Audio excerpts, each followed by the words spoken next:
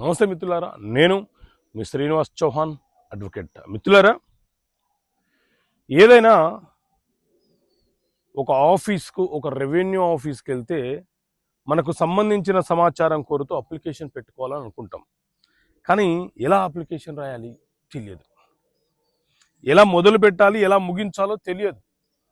లేదా ఒక చిన్న గొడవ జరిగింది, పోలీస్ స్టేషన్కి వెళ్ళి కంప్లైంట్ ఇవ్వాలి, పోలీస్ స్టేషన్లో ఎలా కంప్లైంట్ రాయాలి, ఎలా కంప్లైంట్ ఇవ్వాలి, అది మనకు తెలియదు. లేదా మన ప్రాపర్టీ మన పేరు మీద ఉంది, మనము మన తర్వాత ఆ ప్రాపర్టీ ఎవరికి చెందాలో వీలునామా రాయాలనుకుంటున్నాం. మరి వీలునామా ఎలా రాయాలి, దాని నమూనా ఏంటి అని మనకు తెలియదు. సో ఇలాంటి నమూనాలను కూడా ఈ చట్టపరమైన సమస్యలకు పరిష్కారాలు అనే పుస్తకంలో మీకోసం నమూనాలు ఇచ్చాను. సమాచారం కోసం దరఖాస్తు చేసుకోవడం కోసము రైట్ టు ఇన్ఫర్మేషన్ యాక్ట్ ప్రకారంగా ఒక అప్లికేషన్ ఎలా పెట్టుకోవచ్చు, మనకు కావాల్సిన డాక్యుమెంట్స్ని ఎలా పొందవచ్చు, ఏ డిపార్ట్మెంట్కి అయినా సరే ఆర్టీఐ ప్రకారంగా ఎలా అప్లికేషన్ పెట్టవచ్చు అనే దాన్ని ఒక నమూనా ఇవ్వడం జరిగింది.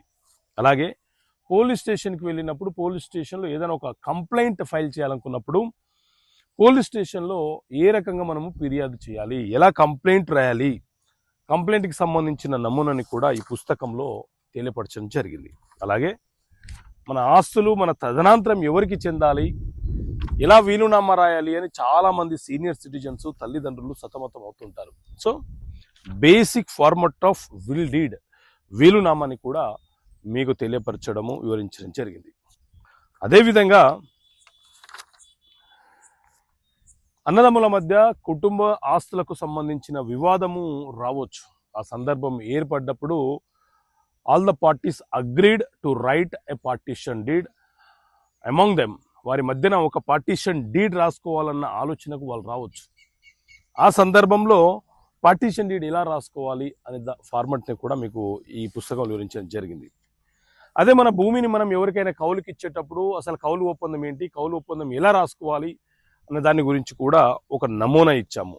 అదేవిధంగా హక్కు విడుదల దస్తావేజు, రీలింక్విష్మెంట్ డీడ్ అని అంటాం. అంటే అన్నదమ్ములు ఆస్తులను బాగా పంపిణీ చేసుకున్నప్పుడు సిస్టర్స్ ఇక భవిష్యత్తులో మేము వాటా కోరము అని చెప్పే సందర్భం ఏర్పడినప్పుడు హక్కు విడుదల పత్రం వారి వద్ద నుంచి ఎలా రాసుకోవాలి, ఇలాంటి నమూనాలను కూడా, ఫార్మట్స్ నమూనాలను కూడా ఈ పుస్తకంలో చట్టపరమైన సమస్యల పరిష్కారాలు అనే పుస్తకంలో మీకోసం వివరించడం జరిగింది. సో ఈ పుస్తకం కావాలనుకునే వ్యక్తులు ఇక్కడ కనిపిస్తున్న నెంబర్ కాల్ చేసి ఈ పుస్తకాన్ని మా ఆఫీస్ నుంచి మీరు పొందవచ్చు.